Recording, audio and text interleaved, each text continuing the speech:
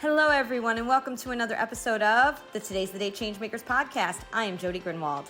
This week, my guest is Jared Seide, author of the book Where Compassion Begins, Foundational Practices to Enhance Mindfulness, Attention, and Listening from the Heart, and editor of Leaving Prison Behind, A Council Before I Go.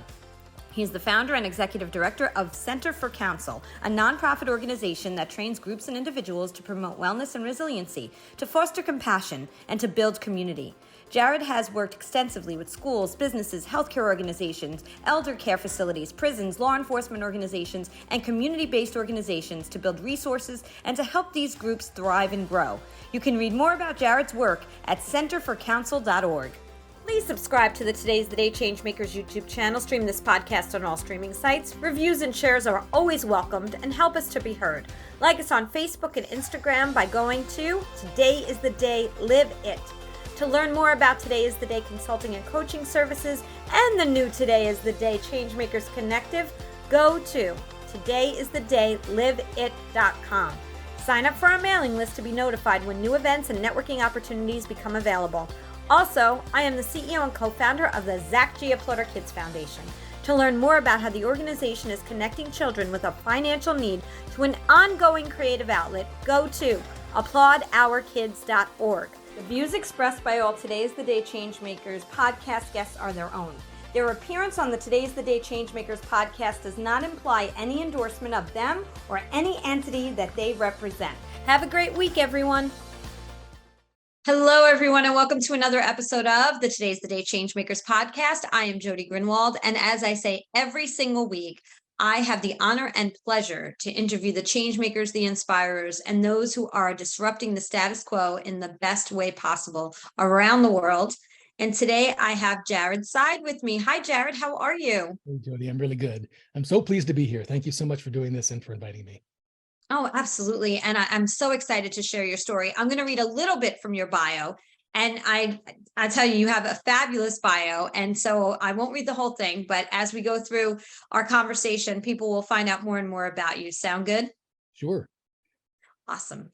Jared Seide is the author of the book Where Compassion Begins, Foundational Practices to Enhance Mindfulness, Attention, and Listening from the Heart, and editor of Leaving Prison Behind, A Council Before I Go. He is the founder and executive director of Center for Council, a nonprofit organization that trains groups and individuals to promote wellness and resiliency, to foster compassion, and to build community. Jared has worked extensively with schools, businesses, healthcare organizations, elder care facilities, prisons, law enforcement organizations, and community-based organizations to build resources and to help these groups thrive and grow. Jared has led workshops, trainings, and retreats focusing on compassion, reconciliation, and community building throughout the U.S., as well as Poland, Rwanda, France, Ireland, Colombia, Bosnia, and has been a resident fellow and convening host at the Rockefeller Foundation's Bellagio Center. There's so much more here to find out about Jared, but you can read more at centerforcouncil.org. So, Jared, how did it feel to hear all of that? And I missed a whole paragraph. It sounds like I've been really busy. Yeah. Yes. And the one thing that got to me right away when we started talking was your work on compassion. And we're going to get there throughout the evolution of this conversation. But I just love that because I feel like in work life and in life, so many times that word is not said enough and it's not felt enough. And not everybody has it, right? So you can learn it as well on how to have compassion. So we'll talk more about that if that sounds good. And I think also there's a lot of misunderstanding. I think compassion is not the same thing as sympathy or pity or even empathy, and understanding what it is and how it arises is actually kind of important because it's such a critical element in weaving the fabric of our society. And it's often missed out and folks often are afraid of it for all kinds of reasons, but hopefully we'll get to that. Yeah, well, you know what? Since you said that, I think it's not a bad idea. Now, while we have everybody's attention on the word compassion here, why don't you share with us the difference between empathy and compassion? So, I think that compassion includes elements of all those things. But I think what is important to understand is that compassion is not just how you feel. Compassion is what you do. So the capacity to really feel into the suffering of others, the joy of others, the experience of others is an element along with our own capacity and commitment to feel into our own suffering, our own tolerance for all of the stressors, and our own ability to function well. That sort of put on your oxygen mask first idea has to be part of compassion. And I think understanding that the phrase compassion fatigue doesn't really make sense. Empathy fatigue does, because there's just so much we can do chasing after somebody who's going down a rabbit hole.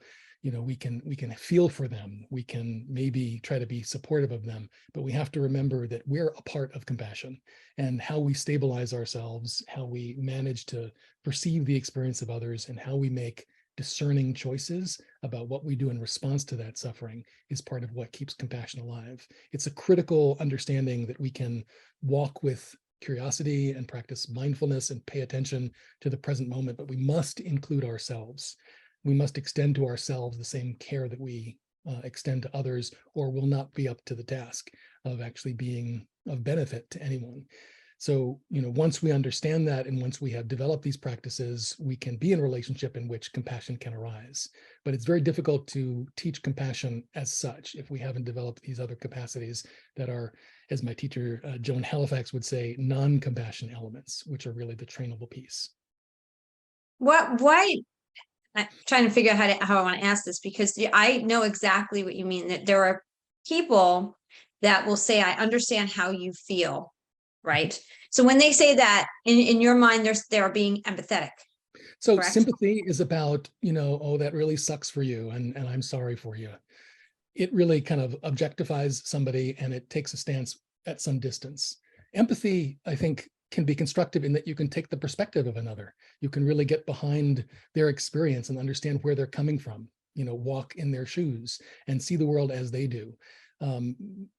Empathy can be a really valuable way to understand a situation, because we often get stuck in our own limited view of what's going on. So being able to empathize with somebody gives us the opportunity to take in some more information.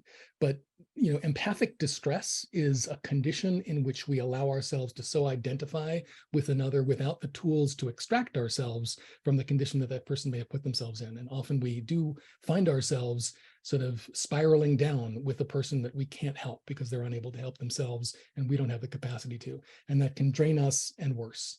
I think that, there are some, what Dr. Halifax calls, edge states, in which, while, empathy may be a good thing, empathic distress can really take us down. Altruism is another example. We can be very altruistic, but there's such a thing as pathological altruism, where we do good to our own detriment. We wind up spending too much of ourselves with a hero complex, thinking that we can give and give and give, and we wind up actually doing some damage and depleting ourselves in the process. Mm-hmm. The same thing can happen around, moral suffering and moral distress, when we, hold the value of morality very high, but because we're not skillful in being able to discern, how it is we can relate with a sort of a moral code, we find ourselves knowing something is right, but we're unable to do it because it's illegal or it's against the policy of our job. And similarly, we may be doing something that feels somehow not right, but it is, what we're here to do. It's the job we have. And so we find ourselves kind of caught in this pretzel of moral distress and moral suffering. All of this really requires heightened awareness and skillful means of being able to navigate. And compassion encompasses a really intelligent and thoughtful approach to all of these individual qualities that I think, are critically important and high values, but often practiced in such a way that we get ourselves and others in trouble. Mm-hmm. So let's start at the beginning a little bit. Let's go back. We're going to go backwards just a little bit, Jared. Okay. Tell us about where you were born, where you grew up. I want to bring us to how you got to this entire piece on compassion, and share your story that way. I have to begin by saying that this is unusual because, Jody, you actually say my name correctly. When I was growing up in New York, people called me Jared. Hey, Jared, come over here, Jared. And no one says that in California. So you kind of, you get me, you see me, you are my people. When I grew up in New York, Jared was what I was. And I was in a world that was so, extraordinary on the East Coast. It felt part of my marrow. New York was exciting and sketchy and magical, and intimate and loud and honest, and it was what I knew. There was such sort of a proximity with people's experiences, and it's so in me that when I hear somebody pronounce my name correctly, it always brings me back to that place where I knew I grew up, and I knew I could feel the story of others as I kind of would squeeze onto the subway or kind of get tousled in the street. There was something really immediate about that, and I loved that. And it was really, kind of energizing and also enervating at the same time. And I haven't lived in New York for a long time, but often when I come back and I hear my name spoken as it should be spoken, and as no one here in my life currently speaks it, I remember that. What an incredible way to grow up. I also grew up in a New York that doesn't really exist anymore. That was a while ago. That's the 80s New York, pre-crack, and the ability to be able to move amongst people easily and to have a real diversity was something that I think has been lost to a large extent as New York kind of, at least ostensibly, kind of cleaned up its act, I guess you might say. I think it lost a great deal. But I was so, I think, a product of that time. I was a child actor. It was just after Fame had come out in the early 80s, and I was part of that little circle of folks who started doing commercials and soap operas and little bits and TV things and a ton of school plays. And I was so drawn to the theater. I was a kind of an awkward, overweight kind of, a kid who really wanted to be seen, and found that I wasn't so much in sports or in other social situations, but on the stage, I felt like, finding a character to inhabit inside a story was where I felt accepted, was where I felt seen. Something about the magic of, the lights going down and stepping into this story with people, kind of bearing witness, was really leveling and unifying and affirming of the sort of common journey. And that became a real theme for me. I went to college, I had a lot of questions. I went to Brown, and I felt, I had a lot of curiosity. And then I went to the Royal Academy of Dramatic Art because I wanted to really learn the craft of theater. And I came back and I found my way to Los Angeles, and quickly became really disillusioned, because all of the authenticity that I felt was such a critical part of telling a story and bringing folks together around a sort of common narrative of the human experience just felt like, those were the gigs that I never got paid. And, the things that paid the bills were TV shows and kind of superficial things where it was very derivative and really inauthentic, and it felt kind of yucky. So it was relatively successful in that it worked for a while as an actor and then as a director and a little bit as a producer, but it just didn't feel great. And I realized that a lot of what had drawn me to this sort of unifying community building power of storytelling was really missing in the career that I'd created for myself in Los Angeles. That's the first piece of it. And I think when I got to LA, I was in that struggle. I had a daughter I have a daughter, but my daughter at the time was in about fourth grade when the Rodney King riots happened in LA. I was very involved in the school she was in. Rodney King riots had led to a kind of a feeling of real distrust and real tension in the communities and in public schools in particular. As the president of the governing board, I was watching the school kind of disintegrate and fall apart, and mean kids and parents not getting along and people at each other's throats. And it felt like something needed to happen. We had heard that there was a practice called Council, which I understood to be storytelling, how our story could actually bring us together. And it was starting to get practiced at some of the schools in the area. Some folks were experimenting. Social emotional learning had been sort of leached out of schools, but here was this thing that folks were trying at some of the private schools, and we had a public school, and we decided to bring it in. And when we brought council practice to this open charter school in a really conflicted neighborhood, what I saw happen completely knocked my socks off. I was so blown away by what I sort of felt in my bones was true. When you get together and tell an authentic story, when you speak from the heart, when all you need to do is offer respect and attention to others, and you hear the common values and common narrative and the common experience emerge, something shifts, and all of the pettiness and all of the sort of bickering sort of went away. And what happened in that school for me, what I observed happen with the parents and then the teachers and then the kids, was such an affirmation of the power of this kind of work. It was what I had been seeking, as an actor and a director in theater and films and such. It really exemplified, what it means to find our common ground and develop this kind of beloved community where you can, be different, where you can sit with somebody who doesn't look like you or doesn't come from the same, area or background or culture or class even, and somehow you all just bring your humanity. And in doing that, you find this emergent collective wisdom that drives you forward. And the school became beautiful once again. My daughter became a writer in that moment in 4th grade. She found her voice. She could talk about why the bully is the bully and why her friend is having a hard day, and why the dynamic at the school felt sort of different. The insight that was possible emerging even amongst the young ones was so striking that I just kind of, all right, that was it. I was sold, and I turned towards that as a career. I dropped this whole entertainment industry thing, and I realized there was something much more powerful and valuable I could be doing. That's truly amazing, Jared. Thank you so much for sharing that. And I say your name correctly, even though I come from Brooklyn too. I come from New York. I know we don't come from the same borough, but we still friends from different boroughs, which is awesome. Close enough, Jody. It's great. Thank you. Absolutely. So with that being said, you went from being an actor, and just because I know my audience is going to want to know, would you name some things you were in? Because they always ask me that question.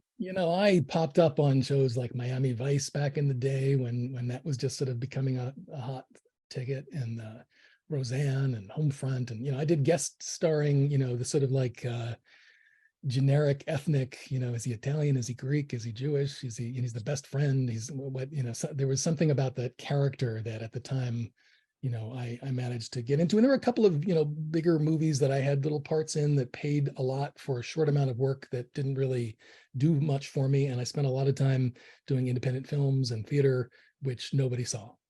But what I found in this work was that folks wanted to hear truth. They wanted to share, what's our common journey as humans. And when I hear that your story is my story, when something resonates about something I'm watching or hearing, it makes me feel not alone. It makes me feel connected to something bigger. And that sensation is so comforting and so empowering and so encouraging and inspiring. It was what I, had always been drawn to the theater to experience. And I saw it happening in a very kind of low-tech way that not only, went on at the school that I was, personally committed to trying to nourish, but it extended. And so one school became 5 schools, became 10 schools. We had about 65, 68 schools in the Los Angeles area practicing counsel in these circles of storytelling. And then that extended because, my feeling was, this doesn't stop at schools. There are communities that need this. There are people who are incarcerated. There are all kinds of businesses in the area that could use this. Why should this end with schools? So we went beyond very quickly and started to expand. That's amazing. Pam 10 is a leader in IT enterprise solutions and staffing. They are driven to transform their clients' business performances. They do this every day by providing their clients with the best services and products like BizLego, an online community platform, and Colear, a unique learning management system. They also transform the lives of women and children through their associated nonprofits, SheTech, which supports women in and joining the technology field, and Softkin, support organization for kids in need. Pam 10, technology for social good. Go to pam10.com for more information. So Jared, we're using this word counsel a lot, and you've been using it. And I think that a lot of people have a different definition of what that truly means. Can you share what it means for you and those that you're serving? I'm so glad that you asked that, Jody. In the English language, we have these 2 words. One is spelled C-O-U-N-C-I-L and one is spelled C-O-U-N-S-E-L. And they mean such totally different things. Counselor, counseling, that is a very particular, way in which somebody offers advice and helps you with a thing. A counsel, C-O-U-N-C-I-L, is a gathering. It derives from the Latin word concilium, and it was used by a Latin-speaking European white guy named Benjamin Franklin. When he watched the Haudenosaunee people come together in a big circle, he said, "Oh, this is a council. It's a gathering. It's a gathering of people, like a concilium." It is really just defining that people gather together, each one has a voice, and the entire community pays attention. And I think like a student council or neighborhood council or security council, it really is about how we create that container for folks to show up and have a place and be seen. For us, this practice is about listening attentively, speaking authentically, remaining curious, offering your regard to one another. We essentially sit and listen, speak one at a time. When we speak, we remember to speak from the heart, as opposed to sort of our analysis, or I think you should do this, or you should do that, or getting too caught in our ideas. And we try to listen in the way we don't usually listen to each other, but we, listen in nature. You listen with curiosity, with an open heart, with the intention to understand, not necessarily to agree or disagree. When you're in nature and you're listening to the wind in the trees, or you go to the beach and you hear the waves, you don't have to like agree or disagree with the waves. They're just waves. And if you want to learn about the surf, you listen with curiosity. And often we don't extend that courtesy to each other. And there's something really extraordinary when we set aside what we think we know based on what we've judged about the person because of the way they look, or the way they talk, or where they're coming from, or how they're dressed, where we begin to understand something that's about the sort of common humanity we all carry when we can listen in that particular kind of way. It's really quite simple, and it's not easy. We don't do it easily, but it was such a transformative process in this school that my daughter was in. What I watched it do with this group of very kind of defensive and in some ways kind of aggressive parents was completely convert that to a bunch of folks who just cared about our kids and wanted the next generation to be able to get along with one another. What had happened with the teachers is they understood how they could teach their subjects with more engagement, with kids really being able to think about how subjects really resonated. And then with the children who then found their voice, it felt like this needed to go beyond schools. And so what I saw in that was an opportunity to go to community groups, to go to organizations, to go to prisons and businesses like tech firms and finance and manufacturing, and even first responders who we saw were overwhelmed and stressed out, from nurses and doctors to police. And I'll talk about how that emerged if you like. I think what was really important to understand is that everybody is suffering to some extent, feeling a sense of us and them, feeling a sense of, I'm stuck in my silo, nobody gets it, nobody knows how I feel, and nobody cares. And something about just giving us an opportunity to speak what's alive and listen to others is really a relief. In that there's that Swedish proverb, I think, that shared joy is double joy and shared sorrow is half the sorrow. Mm-hmm. There's this sort of sense that, oh, wait a minute, this is not just something I'm carrying by myself. And so what we saw as being valuable in schools was an easy translation to communities that were trying to serve, system impacted people. And as a nonprofit, it felt like it was an opportunity there. What we saw in the prisons in California was extraordinary, immense overcrowding, and the state that wanted to let folks come back home, but didn't have any mechanism for understanding those who had already served their sentence. How do we give them tools? How do we support their rehabilitation? We saw an opportunity to bring this practice into prisons, and it extended beyond that. I went to the place that had been experimenting with schools with this practice of counsel. I learned it. I went to work there. I coordinated it and directed it. It was called the Center for Counsel Training at a place called the Ojai Foundation. And then at a certain point, we decided it was time to spin off, that this was not a thing that should be, out in the, sort of suburbs up a hill where you go to yoga retreats if you got a lot of money. This should be something in the community. This should be something that lives inside community-based organizations. It needs to live inside prisons. It needs to be, in the precinct office of, police precincts. It needs to be inside, the break room when nurses are overwhelmed in hospitals. It needs to be in staff meetings. And so constructing a nonprofit that would actually serve folks with these skillful means of feeling isolated and disconnected, giving them a practice that they could use to connect to community, to connect with their own self, their own experience, and to hear the experiences of others felt really compelling. And the results were so quickly overwhelmingly positive. We were smart enough to start measuring from the outset, both in terms of the pre and post assessment, but also collecting testimonials and extraordinary videos of folks who had, experienced a real shift, much as I had, in terms of finding meaning and finding connection.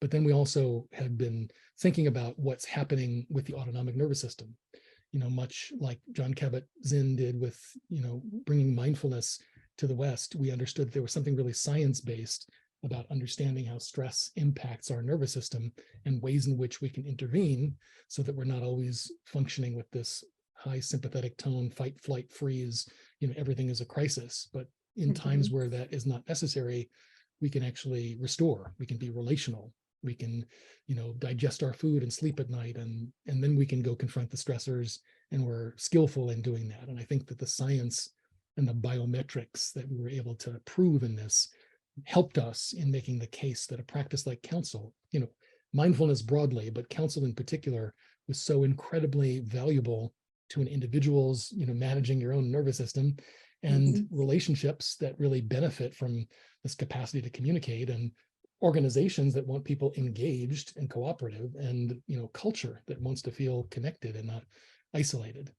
I think all of these things, were strikingly clear. I think exacerbated in COVID, of course, but something that is so critically important. And the work of Center for Counsel really seeks to bring this forward so that everybody can have access to a practice like this for their, home life, for their, their company or their organization or their school where they work, and also to, really be a proponent of what it means to move beyond this idea of us versus them to a place where each one of us has value, our stories matter, and we can move about respectfully and cooperatively to create the society that we want. So just so the listeners are clear, so if a client or potential client's calling you, what are they asking of you to do? So we work in many realms. When I speak about schools, there's really a sense that kids are disengaged, that there's bullying in the culture of the school, that there's a sense that, teachers are overwhelmed, and there needs to be a practice that engages. When we talk about folks in prison, there's a sense that there are just no resources. Everybody is stressed out all the time. They, experience that there are very large numbers of the population who are imprisoned, who are coming home, who are going to be our neighbors, but they don't have tools to really have, a self-awareness, capacity for self-regulation, capacity for insight, and developing empathy such that we can move with a sense of actually contributing to society. So in prison, we are a rehabilitative program that offers folks resources to get to their board hearing or the end of their incarceration and have tools for being able to reenter society. With law enforcement, it's been an extraordinary journey where, officer wellness is a real crisis now. The police officers and correctional officers that protect the public safety are completely overwhelmed, working in an incredibly toxic environment with enormous amount of judgment, not just from the community, but within the agencies, and no skills, no tools for managing their own dysregulation.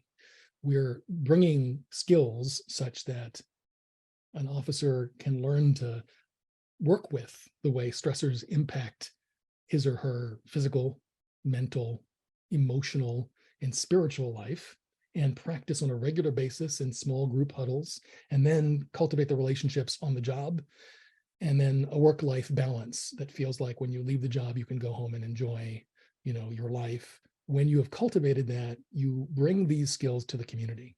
And in terms of police community relations, that is downstream of these critical skills that are lacking. Police officers, by some studies, are dying 20, 22 years earlier than the population generally, which is an extraordinary thing. These are folks we're asking to take care of public safety, and we're watching them give up years of their life. And when they are recognizing stress, their response to stress is often maladaptive. So it's substance abuse, and it's violence, and it's all kinds of things. And it's simply a lack of training and resources and culture that really encourages these skills being developed. So the conversation around law enforcement, and I was just in DC last week at a really extraordinary conference promoted by the Department of Justice and the Bureau of Justice Affairs around what it is we need to do to bring resources to police officers so that they can sustain themselves and their relationships and meet the community with compassion. And this is really the way in which compassion, I think, is going to transform police community relations writ large, not by punishing anybody, not by being vindictive, but really understanding there are some skills that we all need to bring on board. So the conversation changes, whether we're talking with doctors, school teachers, police officers, or incarcerated folks, but essentially it's the same practice. And as we work to understand our own ability to become self-aware, become self-regulated, learn skillful communication, and how to cultivate positive relationships, we utilize this practice of counsel as a platform for becoming relational. And in doing that, I think folks become healthier, relationships become more vibrant and productive, and organizational culture, as well as kind of societal benefits abound. And I'm thrilled to be doing it. I'm excited we have ways of measuring it now. If somebody feels like their business or their particular workplace is a toxic culture and needs some way to kind of come back to people being cooperative and engaged, it's a wonderful thing to bring into the workplace. If someone feels their school is suffering in similar ways, or they see an opportunity, or maybe they just want to learn how to do this because their family is not communicating well, and they feel like, there's these white elephants that never get addressed, and there's an enormous amount of tension. And if we just had a way for each one of us to have a moment to speak what's up and be respectful to one another, maybe we could push through, and maybe we can have a more positive environment at home. Counsel is a wonderful option. It's a wonderful thing to explore. It's not the only way, but it's a really powerful way. And we're really pleased to be able to raise this up as a skillful means of moving with compassion in the world. So footprint wise, are you all over? I know that's another question that will be asked as well. Is that what is your footprint as an organization? We have been growing these first few years that we became independent, about 8 of them in California. And when I say that, I mean, we're based in California. We started working in a couple of schools. As I mentioned, there are probably 80 to 90 schools, public schools in California, that now have some variety of counsel programs, teachers who've been trained in this, administrators who bring it into staff meetings. A couple of prisons began doing this work. We received grants to now serve 29 prisons in California. That's thousands of incarcerated folks who are practicing counsel on a regular basis. Clients come to us, many of them, asking us to be careful not to mention, their name, but there are major, tech firms and environmental agencies and other businesses in related fields, manufacturing in particular, that are bringing a counsel training in and instilling a counsel practice is incredibly beneficial.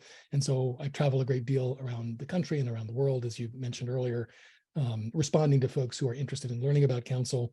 We have, at this point, about 70 certified counsel trainers who get sent to do a 2-day training and to engage a group in a regular practice. Generally speaking, if an organization has 25 people or multiples of 25, we'll take them through a process over 2 days, and then we'll give them a practice where once a week they can meet together.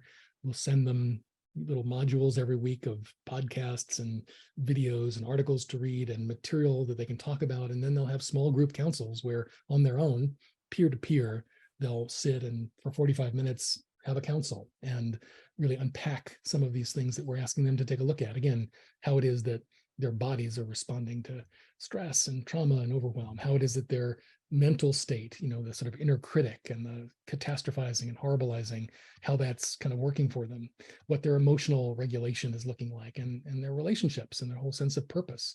Each one of these sectors invite all kinds of questions, and it's incredible to hear people's personal experience talked about in a group where there's no expert trying to fix you. There's no sense that you're bad or wrong or unable to function. It's just life, and all of us have our own version of it.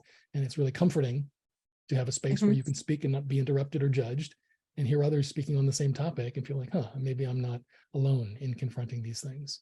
And so manages to be really scalable in a way that I think is really extraordinary.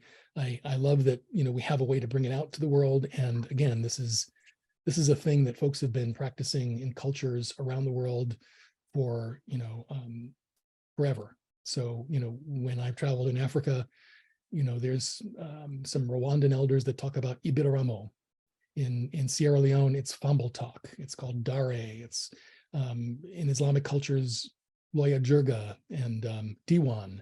In Hebrew cultures, it's Ma'agal Hakshava or Ho'oponopono in Polynesian and Hawaiian cultures. Folks have done this. You kind of remember it in your bones, but somehow in our fast-paced, technologically driven, social media infused kind of screen-based culture, we've lost that kind of habit of coming together as a group and respecting each other, hearing what everyone's got to say, and really spending some time being nourished, again, by this sort of sense of the collective wisdom. And I think it can have an incredible impact, either personally, in your family, in your organization, or, in a neighborhood or community. I've seen it do really extraordinary things to places you wouldn't expect would be responsive, from, groups of folks facing life sentences in prison, maximum security prisons, to groups of police officers in Los Angeles, LAPD police officers, who start out, with their arms folded, kind of like, skeptical, and I'm not talking about my feelings, this, singing Kumbaya and holding hands, to all of a sudden feeling like, oh man, that was really valuable to me. And I feel like, folks really care, and I feel more engaged. So, I'm completely, I wake up every morning so excited to have another day to be doing this and working on this and seeing it grow. And I feel like we have met a moment where this could not be more important and valuable, as a skillful means of being able to address the sense of social disconnection and folks feeling isolated and alone. In fact, our Surgeon General, Vivek Murthy, has written brilliantly about this epidemic of loneliness and disconnection, and how, individuals who feel this sort of state of being isolated, make up about half of the population, and that this is the underlying condition that leads to all kinds of, dispositive impacts, from the opioid epidemic to domestic violence to political violence to all kinds of mental health crises. This is really a problem, and there are things we can do to construct resources for folks to feel more connected to themselves, to each other, and to the society at large. It's you and I, when we talked, I was very excited because of the fact that so much of what you're saying is so much of what this podcast was about. I've been saying in many podcast episodes that I started this because I really wanted to be able to help people share their vulnerability, right? Changemakers around the world didn't start there. We all have had trials and tribulations as time has gone on. And if we could share our vulnerability, we can only do that actually when we're not feeling judged. Being vulnerable is very difficult on its own, but when you're afraid of being judged by sharing that vulnerability, you become someone else. And what I say is, you put on your A game of armor and you keep going with your blinders on, instead of bringing your A game of authenticity. So I so appreciate what you're talking about with what you're sharing in the world, and kudos to you and your team and all that you're doing, because you're changing lives by giving people it's like you're opening up a portal in, within themselves, within their communities, within the schools, wherever you are, and bringing those people together. It's beautiful. Jody, thank you so much. And I think it is a portal. I think this sort of circle that people sit in becomes just that. You need some way to step into this place where it feels like you're making an agreement to be vulnerable with one another, to tell your story, and the vulnerability leads to trust. Folks often think that it's the other way around, that if I could just trust everybody, then I'll be vulnerable, but it's never that way. And high-performing, groups are constantly instilling this sort of vulnerability loop, where if you can invite people to a place at a time where it is normalized, that you are actually encouraged to say something about, your life. And it doesn't have to be your deepest, darkest secrets, and it doesn't have to be things that feel, private and a violation to share. It can be just a simple story about, how people used to pronounce your name growing up and how they don't pronounce it anymore the same way, and how you feel inauthentic when in California they say Jared and they don't know. And I want to say, no, it's Jared. It's Jared. Can you get that? or just, a crush you had growing up, or a thing that used to scare you, or a time you lost something, or, a grandparent who was, kind of kooky, but taught you a lesson. There's some really fundamental stories that help us share who we are as people in a vulnerable way, and it invites others to bring themselves, to bring their authentic self, that is so critical to creating a positive culture, creative culture, a productive culture, an engaged culture. So I think it, could not be more valuable in the workplace, but I think there's so many other applications as well. Oh, absolutely. And I'm glad that you're looking at all different things. It's not just, siloed to one group of people. I think that's so important. And judgment is such a learned thing. It's, we have to judge whether or not to put our hand into the fire, right? We have to judge that that's hot. Don't do it. But as little kids, I have this thing that I say as an example. It's like if you put two babies in two carriages next to each other, and one mom dressed the child in their pajamas and the other one to the nines, the one in the nines is not looking at the child in the pajamas saying, I can't believe your mom dressed you that way. And so, so it's a learned behavior, the judgment piece. How far we've never really been taught, I feel, as a culture, is where's the boundary for judgment, right? Because that's what keeps us so disconnected. If we go, as we judge other people, we're putting ourselves in our own buckets.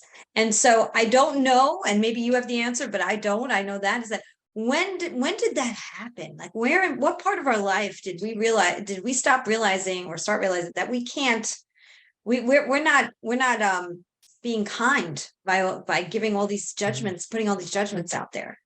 I can tell you where it got a lot worse. And I think that unfortunately the social media companies understand that when we are riled up because that thing over there is not us, and that's the problem, when we are fed this sort of, confirmation bias of what you believe is right, and those people on the other side are not just wrong, they're the enemy, and we need to really hate on them. And we're going to get all riled up about the difference in them is the thing that should drive our hatred of them. All of a sudden we're not inviting diversity. We're retreating into this place of, again, us versus them. And that is super dangerous. What it does is, it starts to give us that little hit of this sort of sympathetic kind of tone where we're, all of a sudden feeling like we need to do something. We need to fight or flee or freeze. We need to kind of respond in a way because we see a threat, as opposed to, what the kind of other side of that in our autonomic nervous system is, the parasympathetic response, where we take a breath, where we bring online our prefrontal cortex, where we're curious, where we ground ourselves, where we ask questions, where we become relational. In doing that, in bringing ourselves to a place where we can understand and discern, it's not just, I touch the stove and my hand is hot. It's, what can I learn from the situation? Is this truly a threat? Is talking to this person who clearly voted for somebody I didn't vote for, is that going to be somehow damaging, or might I learn something? And giving ourselves this added capacity, it makes us smarter.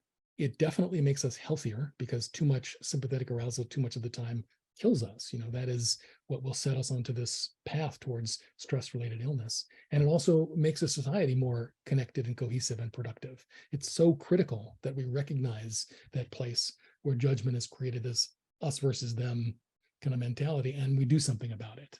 And that's sort of, in my framework, the compassionate response is to do something about that. And I think that's what we're seeing as the future of our work, and that's what we're kind of moving towards launching, is a sense of, we need to talk about that place beyond us and them.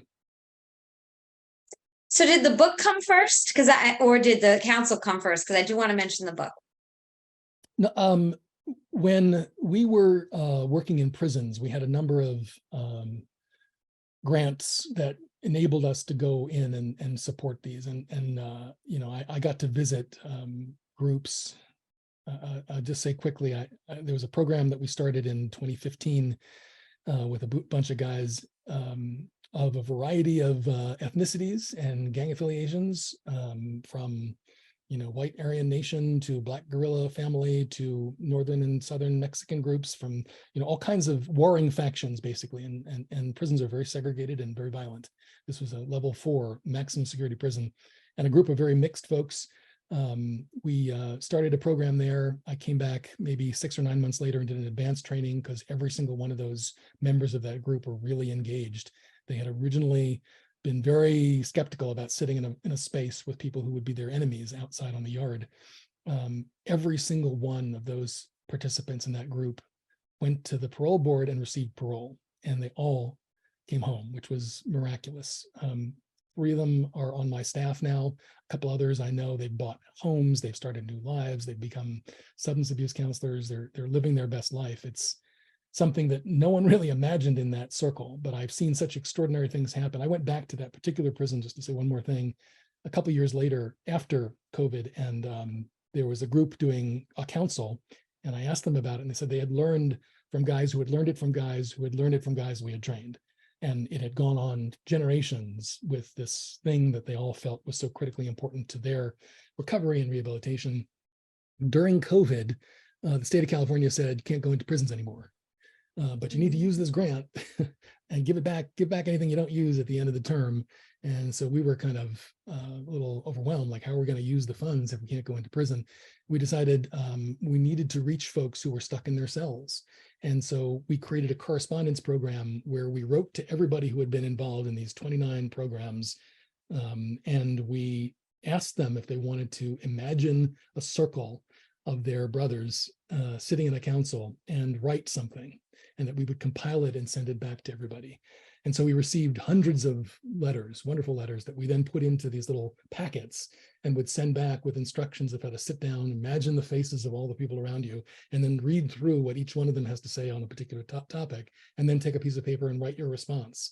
And we did this several times, where they would send us all of this great material, and then we put it together and send it back. And they sat in their cells, which they could not get out of, and they practiced counsel, this imaginary counsel, listening to the voices and the stories of people who had been sitting with them in real life. And this was 2 years of not being able to get out of their cells. We managed to sustain in correspondence, and it led to our kind of going to the state and saying, we have to write a book. We have to be able to give folks something that is going to be valuable to them, to keep them engaged in this process.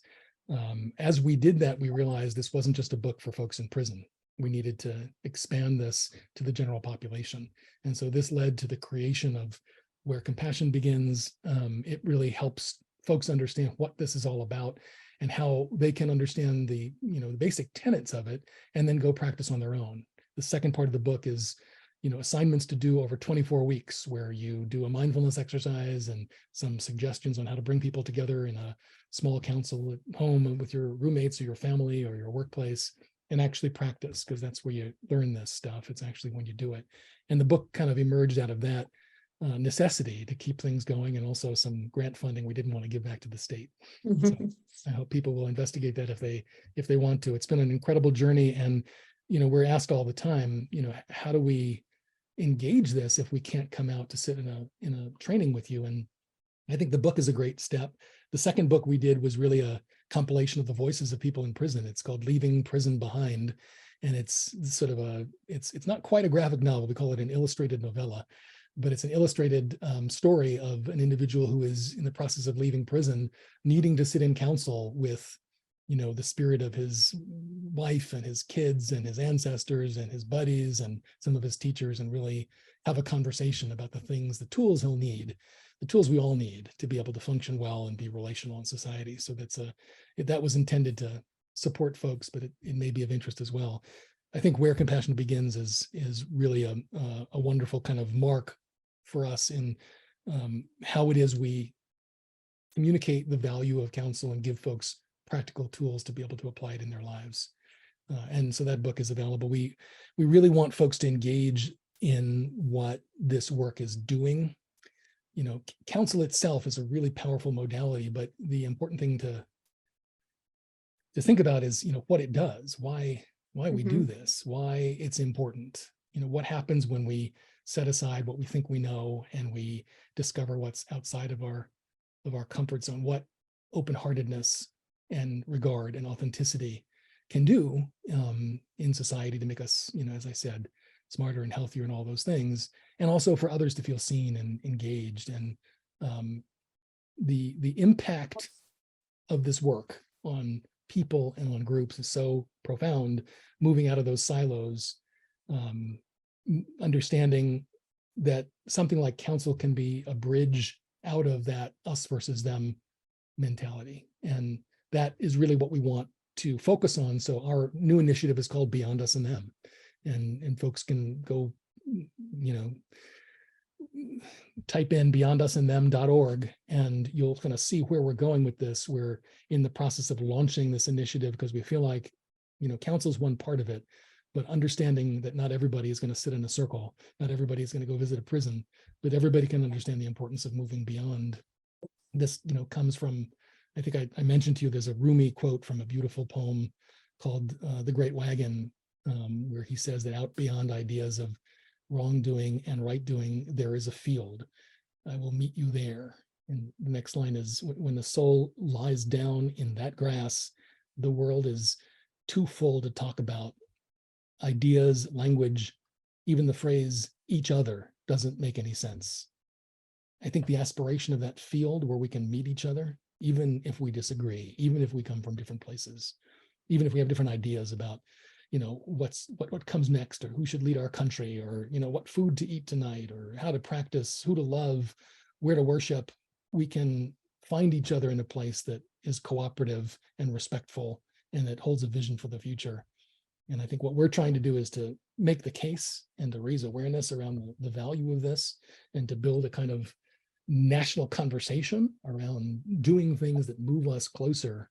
And again, it won't only be our organization that accomplishes this, but we're doing our best to try to contribute real practical tools for folks to find ways to practice in such a way such that compassion can emerge. So they can, everybody can find out more about your programs and all the things you're doing at centerforcouncil.org. Mm-hmm. And beyondusandthem.org.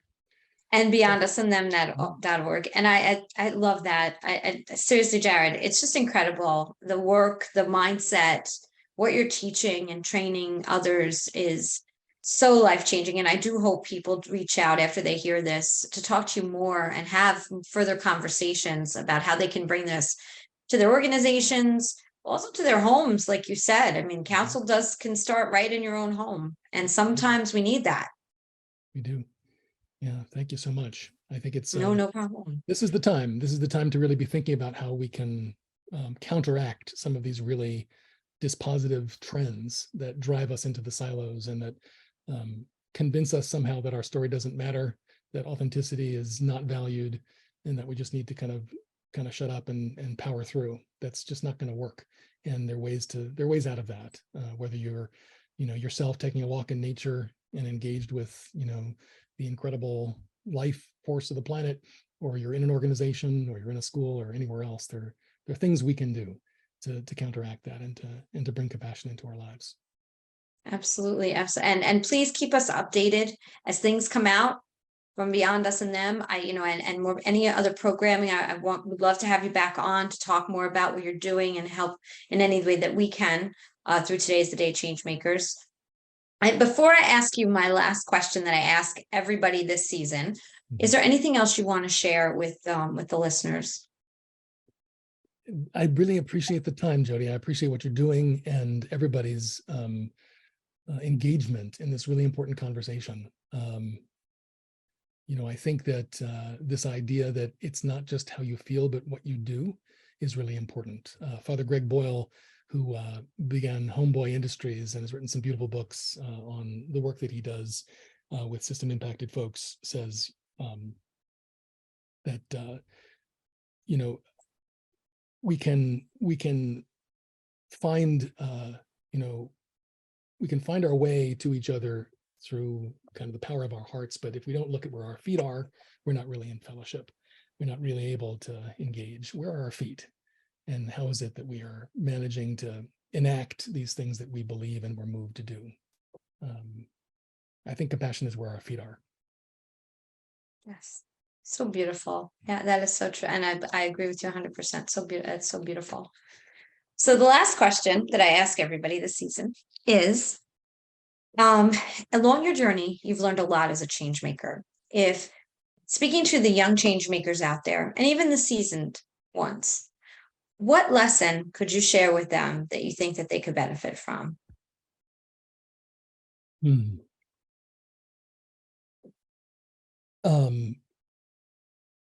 I think I feel this in maybe kind of three pieces. Sure. The first one, I would say we need to value not knowing. I had the benefit of a wonderful Zen teacher, one of the great Zen masters of our time, Bernie Glassman, who used to teach that every encounter has to begin with not knowing and then follow bearing witness and then compassionate action from that. You can't be too convinced of your own sense that you know the situation until you're really able to show up in it and open your heart to it. And the value of not knowing, of letting go of those ideas you have, the biases, the prejudices, the judgments, such that you can truly be present, is a critical skill. And it's often much more difficult to do than it sounds. But I have valued that so much, entering into situations not with a sense that I know how to fix it, but a sense of not knowing, and that I'm going to bear witness, and what's going to emerge is going to be truly aligned.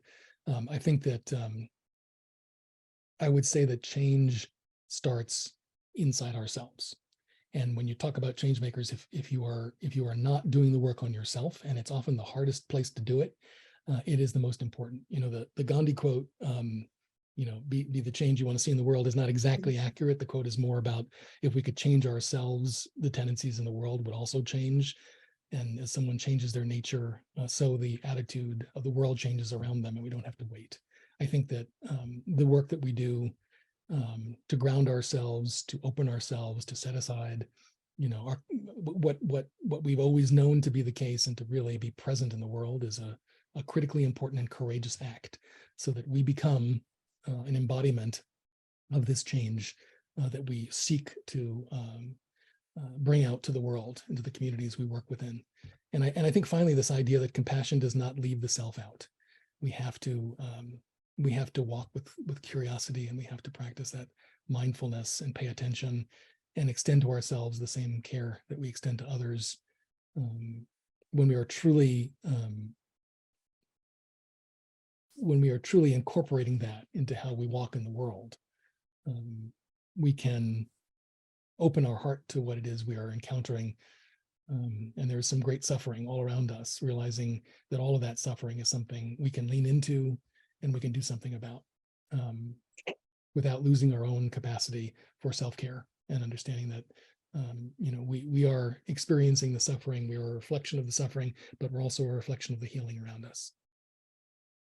Yes. And for those people pleasers out there, and there's lots of them, there is that truly that burnout, and you can have compassion burnout and not take care of yourself. And it's so important, because the saying, I'm not going to say it correctly, but it is about, you put the oxygen mask on first, but for those people pleasers, they don't typically do that. And so it's important. And what you're saying is to have compassion for yourself.